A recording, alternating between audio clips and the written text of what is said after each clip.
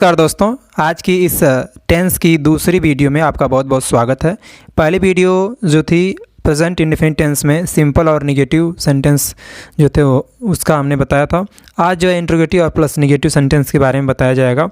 तो rule number 1 हमने ये लिखा हुआ है कि अगर हमारा वाक्य जो है, अगर जो हमारा सेंटेंस होगा, जो हमारा वाक्य है वो अगर क्या से शुरू होता है, ठीक है, अगर हमारा वाक्य क्या होगा, क्या से शुरू होगा, तो कर्ता के अनुसार अगर हमारा कर्ता सिंगुलर होगा तो पहले डज लिखेंगे, अगर प्लूरल होगा तो पहले क्या करेंगे, डू लिखेंगे। ठीक है, यहाँ डज की स्पेलिंग DOES होनी चाहिए, ED गलत टाइप हो गया। ठीक है, तो एक बार फिर आपसे बता दें कि अगर जो है हमारा वाक्य क्या से प्रारंभ होगा, जैसा कि आप देख रहे हैं यहाँ ये वाला वाक्य कि क्या तुम एक कविता याद करते हो, इस टाइप से अगर क्या से हमारा वाक्य प्रारंभ हो रहा है, ठीक है, तो हम देखेंगे कि अब हमारा कर्ता क्या है। दूसरे नंबर पे हमें ये देखना है कि हमारा कर्ता क्या है। अगर हमारा कर्ता प्लूरल होगा यानी बहुवचन होगा तो सबसे पहले डू लिखेंगे, ठीक है, उसके बाद दूसरे नंबर पे कर्ता लिखेंगे, फिर तीसरे नंबर पे मेन वर्ब की फर्स्ट फॉर्म लिखेंगे, फिर चौथे नंबर पे अदर वर्ड लिखेंगे और फिर क्वेश्चन मार्क देंगे। ठीक है, अगर हमारा कर्ता सिंगुलर हुआ, ठीक है, तो पहले क्या लिखा जाएगा, डज लिखा जाएगा दोस्तों, फिर उसके बाद सब्जेक्ट लिखेंगे, फिर उसके बाद मेन वर्ब लिखेंगे फर्स्ट फॉर्म, फिर अदर वर्ड लिखेंगे। ठीक है, यही सारी बातें हम एग्जाम्पल के माध्यम से आपको समझाने का प्रयास करते हैं। आइए, हमने पहला एग्जाम्पल लिया है कि क्या तुम एक कविता याद करते हो। अगर इस टाइप से हमने आपको कोई सेंटेंस दे दिया, अगर आपसे पूछा जाए कि क्या तुम एक कविता याद करते हो, ये जो सेंटेंस है ये किस टेंस का है, तो आप जानते हैं कि हमने बताया कि जो प्रेजेंट इंडेफिनिट टेंस होता है उसके मुख्य क्रिया के अंत में, यानी जो मेन वर्ब होती है उसके अंत में ता है, ती है और ते हैं शब्द आते हैं। ठीक है, तो यहाँ देखिए मेन वर्ब क्या है, याद करना, याद करना मेन वर्ब हो गई। अब यहाँ देखो ते हो आ गया है, ठीक है, तो प्रेजेंट इंडेफिनिट टेंस हो गया। अब जब प्रेजेंट इंडेफिनिट टेंस हुआ दोस्तों, तो हमने आपसे बताया है कि अगर हमारा प्रेजेंट इंडेफिनिट टेंस है तो क्लियर हो गया।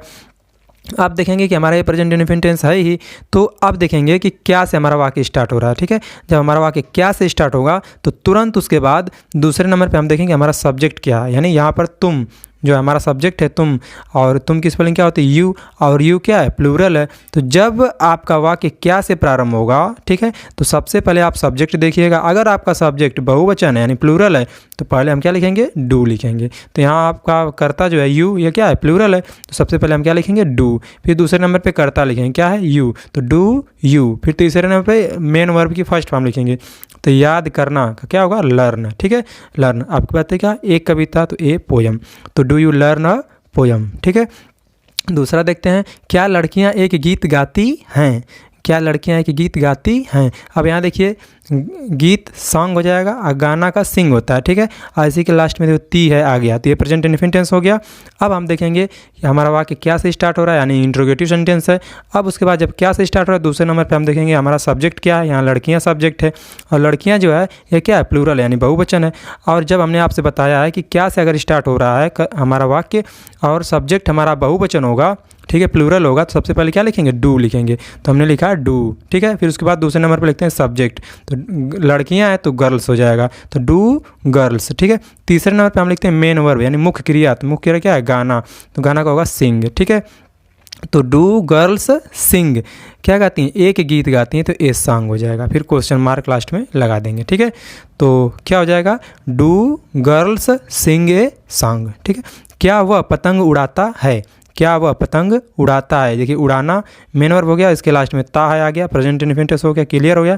अब उसके बाद हम देखेंगे हमारा वाक्य क्या से स्टार्ट हो रहा है, तो क्या से स्टार्ट हो, सबसे पहले हम क्या देखेंगे, सब्जेक्ट देखेंगे। सब्जेक्ट क्या, वह क्या है, सिंगुलर है, तो सबसे पहले हम क्या लिखेंगे, डज लिख देंगे। हमने आपसे बताया है कि अगर कर्ता जो है यानी सब्जेक्ट जो है अगर प्लूरल हुआ तो सबसे पहले डू लिखेंगे, अगर कर्ता सिंगुलर हुआ तो सबसे पहले डज लिखेंगे। तो कर्ता वह क्या है, सिंगुलर है, तो सबसे पहले हम क्या लिखेंगे, डज, तो डज हुआ। फिर दूसरे नंबर पे कर्ता लिखेंगे, वह का स्पेलिंग क्या होता है, ही, तो डज ही। तीसरे नंबर पे लिखेंगे मेन वर्ब क्या है, फ्लाई, तो does he fly. Kite means क्या होता है, पतंग, तो डज ही फ्लाई काइट। समझ में आ रहा है दोस्तों। अगर समझ में आ रहा है तो वीडियो को लाइक करिएगा और अपने दोस्तों तक शेयर भी कर दीजिएगा। देखिए अगला सेंटेंस देखते हैं, क्या किसान अपना खेत जोतता है, क्या किसान अपना खेत जोतता है, क्या से स्टार्ट हो गया है। ठीक है, तो हम अपना सबसे पहले सब्जेक्ट देखेंगे, सब्जेक्ट क्या है, किसान यानी फार्मर, फार्मर क्या है, सिंगुलर है, और हमने बताया जब क्या से स्टार्ट होगा और कर्ता सिंगुलर होगा तो सबसे पहले क्या लिखेंगे, डज लिखेंगे।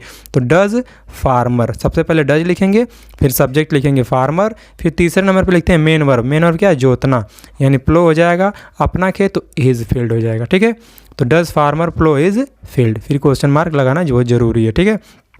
क्या लड़के तालाब में स्नान नहीं करते हैं, अगर इसी पे निगेटिव आ जा रहा है तब क्या करेंगे, सब्जेक्ट के बाद तीसरे नंबर पे हम नॉट लगाएंगे, बाकी सब प्रोसेस सेम रहेगा, ठीक है।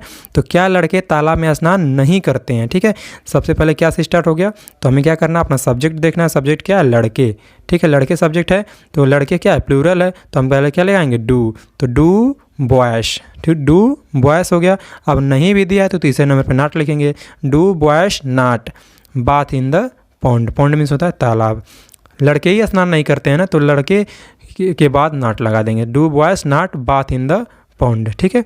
क्या वह रामायण नहीं पढ़ता है, अब यहाँ देखिए क्या वह रामायण नहीं पढ़ता है, तो यहाँ देखेंगे क्या से स्टार्ट हुआ और फिर हमारा सब्जेक्ट क्या है, सिंगुलर है, वह क्या है, ही, यानी सिंगुलर है। सबसे पहले हम क्या लिखेंगे, डज, तो डज फिर ही, अब नहीं पढ़ता है, कौन नहीं पढ़ता, वह नहीं पढ़ता, तो इसके बाद ही के बाद नॉट लगाए तीसरे नंबर पे, तो does he not, main verb क्या पढ़ना, तो हो जाएगा रीड, और रामायण का होता है उसके आगे द लिखते हैं। देखिए हमेशा कोई भी धार्मिक पुस्तक होती है उससे पहले हम द लगाते हैं, the Ramayana, the Mahabharata, the Bible, the Quran, ठीक है, द गुरु ग्रंथ, इस तरह से लगाते हैं, ठीक है, द गुरु ग्रंथ, ठीक है, जो भी धार्मिक पुस्तकें हैं उससे पहले हम क्या लगाते हैं, द लगाते हैं, ठीक है। तो आइए अगला सेंटेंस देखते हैं दोस्तों। अगला सेंटेंस है कि, अब देखिए वहाँ पे हमने बताया था कि क्या से अगर हमारा वाक्य स्टार्ट हो रहा है तो सबसे पहले हम क्या करेंगे, कर्ता देखेंगे, अगर हमारा कर्ता सिंगुलर होगा तो सबसे पहले डज लिखेंगे और फिर उसके बाद कर्ता लिखेंगे, ठीक है, और बाकी सब प्रोसेस होता था। अगर हमारा कर्ता जो है प्लूरल हो गया, बहुवचन का होता है, सबसे पहले हम डू लिखते थे, इस तरह से करते थे, ठीक है। लेकिन अब अगर जो है क्या, कब, क्यों, कैसे, या सब अगर क्वेश्चन वर्ड क्या कहते हैं बीच में आ जाते हैं, तब क्या करेंगे, जैसे वह एक किताब क्यों पढ़ती है, ठीक है, वह एक किताब क्यों पढ़ती है, दे दिया है, ठीक है, वह एक किताब क्यों पढ़ती है, तो यहाँ देखिए क्यों बीच में आ गया है, ठीक है ना, क्यों क्या है, बीच में आ गया। और जब जो है क्यों बीच में आएगा, ठीक है, क्यों, कब, कैसे, अगर ये सब बीच में आ रहे हैं तो उसकी वर्ड मीनिंग हम पहले लिखेंगे, ठीक है। उसकी जो क्वेश्चन वर्ड अगर बीच में आ रहा है तो सबसे पहले उसकी वर्ड मीनिंग लिखेंगे। अगर क्या से स्टार्ट होगा तो उसकी वर्ड मीनिंग नहीं लिखेंगे, सबसे पहले क्या करेंगे, डू डज का प्रयोग करेंगे, फिर उसके बाद सब्जेक्ट लिखते हैं, ठीक है। लेकिन अगर जो है क्या, कब, क्यों, कैसे, क्या तो आएगा नहीं, क्यों, कब, कैसे, ये सब अगर वर्ड क्वेश्चन वर्ड बीच में आ रहे हैं तो उसकी स्पेलिंग हम पहले लिखते हैं, ठीक है। तो क्यों की स्पेलिंग क्या होगी, वाई, ठीक है। उसके बाद हम देखते हैं कि सब्जेक्ट हमारा क्या है, सब्जेक्ट क्या, वह, ठीक है, और वह एक किताब क्यों पढ़ती, यानी लड़की है तो सिंगुलर है, ठीक है। सी तो डज, वाई डज लिखेंगे, फिर यहाँ टाइपिंग गलत हो गई, यहाँ सी लिखेंगे, ठीक है, Y does she read a book. एक बार फिर इसे समझिए, अगर आपके वाक्य में बीच में क्यों, कब, कैसे अगर आ रहा है तो उसकी स्पेलिंग हम पहले लिखेंगे, जैसे यहाँ क्यों आ गया पहले बीच में आया तो हम पहले क्या लिखेंगे, वाई लिख दिए, फिर उसके बाद हमारा सब्जेक्ट क्या है, वह, ठीक है, वह क्या हमारा सब्जेक्ट है, तो उस सब्जेक्ट क्या है, सिंगुलर है, तो उसी सब्जेक्ट के अनुसार हम पहले डज लिखेंगे। अगर प्लूरल होता तो हम डू लिखते, ठीक है। तो वाई डज, अब यहाँ लिखेंगे she, why does she read a book, ठीक है। तुम अपने स्कूल क्यों जाते हो, इसे देखिए, तुम अपने स्कूल क्यों जाते हो, यहाँ भी क्यों बीच में आया है तो इसके पे हम स्पेलिंग क्या करेंगे, पहले लिखेंगे वाई, ठीक है। अब तुम सब्जेक्ट है, तुम क्या है, प्लूरल है, तो उसके बाद हम क्या करेंगे, पहले डू लगाएंगे, तो why do you go to your school, ठीक है।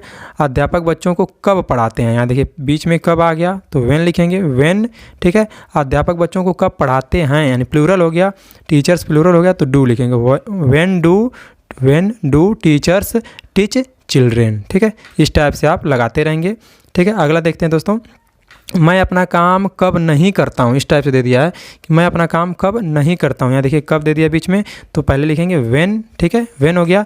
मैं है, मैं क्या है, सब्जेक्ट है, ठीक है ना, मैं क्या दिया है, सब्जेक्ट दिया है, सब्जेक्ट क्या है, प्लूरल है, तो व्हेन, फिर सब्जेक्ट प्लूरल है तो डू लिखेंगे पहले, ठीक है। तो when do I not do my work, अगर निगेटिव आएगा तो इसमें नॉट जो है चौथे नंबर पर लगता है, ठीक है। इसमें अगर क्या, कब, क्यों, कैसे अगर इसे बीच में आ रहे हैं क्वेश्चन वर्ड तो नॉट इसमें चौथे नंबर पर लगेगा, अगर क्या से स्टार्ट होगा तो नॉट तीसरे नंबर पर लगेगा, ठीक है।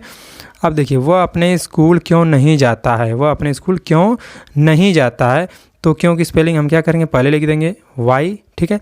अब वह क्या है, सिंगुलर है तो डज लिखेंगे, वाई डज ही, अब नहीं जाता है तो ही के बाद नॉट लगा दें चौथे नंबर पे, तो why does he not go to his school, ठीक है। इस टाइप से दोस्तों हम लगाएंगे। अगला और आखिरी सेंटेंस, तुम अपने माता पिता से प्रेम क्यों नहीं करते हो, तो क्यों यहाँ पे बीच में आ गया तो पहले लिखेंगे वाई, ठीक है। तुम क्या है, प्लूरल है तो लिखेंगे डू, तो वाई डू यू नहीं करते हो तो यू नॉट ती चौथे नंबर पे लग जाएगा। Y do you not love your parents, parents मतलब होता है माता पिता, ठीक है। अगर वीडियो अच्छी लगी तो इसे शेयर भी कर दीजिएगा दोस्तों, और चैनल को सब्सक्राइब कर लीजिए।